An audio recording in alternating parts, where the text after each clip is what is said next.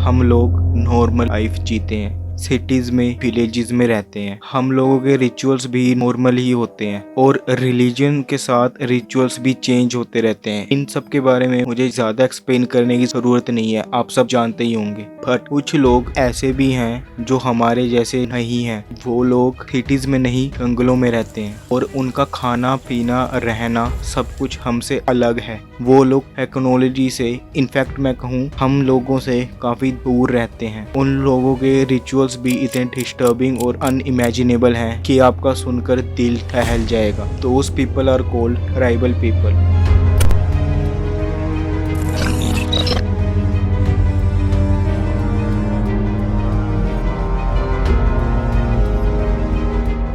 Tribal culture अपने unique customs और traditions के लिए जाना जाता है। हर एक रिचुअल का अपना एक मकसद होता है, बट कुछ रिचुअल देखने में इतने डिस्टर्बिंग और अनसेटलिंग है कि समझना मुश्किल है कि आखिर ये लोग ऐसा करते क्यों हैं।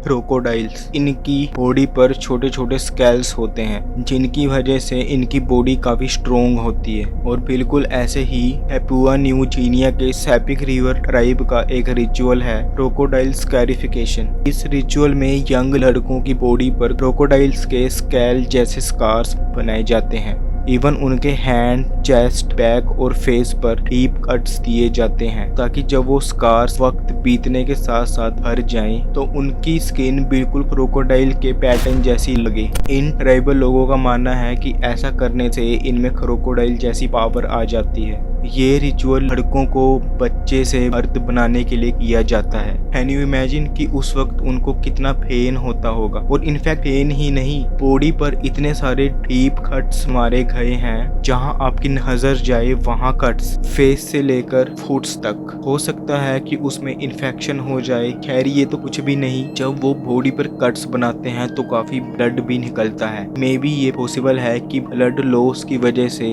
उनकी डेथ भी हो सकती है, क्योंकि उस टाइम इतना ब्लड निकलता है बॉडी से कि आप लोग इमेजिन भी नहीं कर सकते। पेन, ब्लड और मार्क्स, ये सब ट्राइबल ट्रेडिशन का हिस्सा है जो पिछले कई सालों से चल रहा है।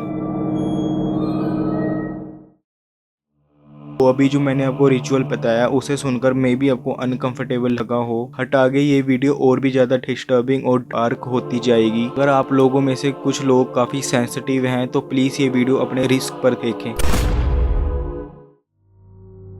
यानोमामी ट्राइब जो वेनेजुला और ब्राजील के जंगलों में रहती है, उनका एक डार्क और डिस्टर्बिंग रिचुअल है जिसे सुनकर मे बी आपको वोमिट हो जाए। जब उनके किसी फैमिली मेंबर की डेथ हो जाती है तो उनकी बॉडी को क्रीमेशन के बाद उस बॉडी की जो बोन्स हैं उसे एक मिक्सर में ग्राइंड करके एंड दे कंज्यूम इट। वो फैमिली मेंबर्स उस बोन्स के चूरे को कंज्यूम करते हैं। इस रिचुअल को एंडोकैनिबलिज्म कहते हैं। उनका मानना है कि ऐसा करने पर उनका फैमिली मेंबर हमेशा उनके साथ रहेगा और इस रिचुअल को वो लोग रिस्पेक्ट और ऑनर के साइन में देखते हैं। आप लोगों को सुनकर शायद अनयूजुअल लगे, बट उनके कल्चर में ये सब एक नॉर्मल रिचुअल है।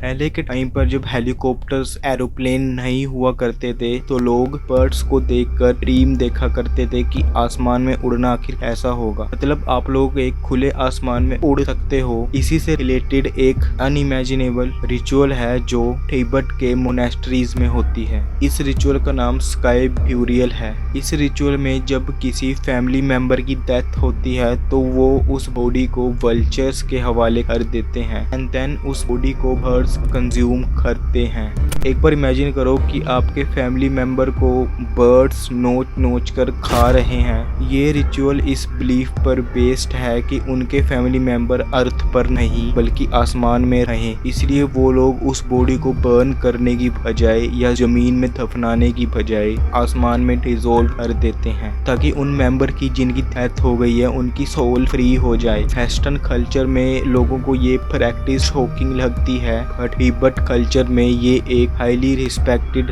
रिचुअल है।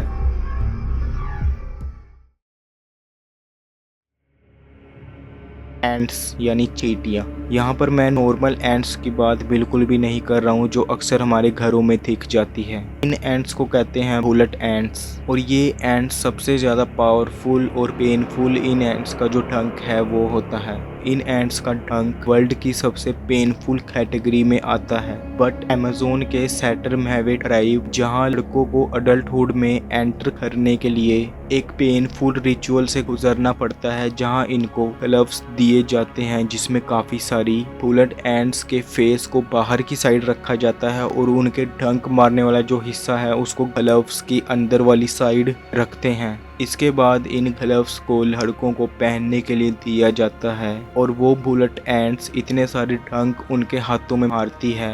इमेजिन ये एंट्स दुनिया की सबसे पेनफुल इंसेक्ट बाइट देती है और अप्रोक्सीमेटली 1 आवर तक ये ग्लव्स पहनकर रखने होते हैं। बट ये इतना डेंजरस हो सकता है कि इससे आपका हाथ पैरालाइज हो सकता है और कुछ केसेस में तो हाथ काटना भी पड़ सकता है। इस रिचुअल का मकसद करेज और स्ट्रेंथ को प्रूव करना है।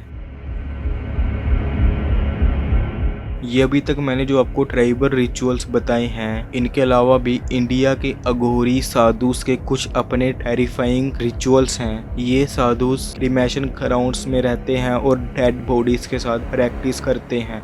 कुछ अघोरी रिचुअल्स में डेड बॉडीज का कंजप्शन और ह्यूमन स्कल का यूज किया जाता है। इनफैक्ट ह्यूमन स्कल में पानी भरकर उसे पीते हैं। इनका मानना है कि ऐसा करने से स्पिरिचुअलिटी के हायर लेवल पर पहुंच सकते हैं। इनका ये रिचुअल हमेशा से एक मिस्ट्री बने हुए है। तो ये थे कुछ डार्क और क्रीपी रिचुअल्स जो कि आज के टाइम पर भी दुनिया के कुछ पार्ट्स में फॉलो किए जाते हैं। हर एक रिचुअल का अपना एक बिलीव होता है। ये रिचुअल शायद हमें काफ़ी डिस्टर्बिंग, अनसेटलिंग और अनइमेजिनेबल लगे, बट ट्राइबल लोगों के लिए ये सब एक नॉर्मल रिलीजियस रिचुअल है। आज की बस यही वीडियो थी। अगर आप और भी ऐसी डार्क और डिस्टर्बिंग वीडियोस देखना चाहते हो तो प्लीज़ इस चैनल को सब्सक्राइब जरूर से कर लेना और अगर वीडियो पसंद आए तो यार लाइक जरूर से कर लेना। मुझे कमेंट बॉक्स में ज़रूर अपना ओपिनियन देना कि आप लोग इन रिचुअल्स के बारे में क्या सोचते हो। चलो दोस्तों, ओके फिर बाय।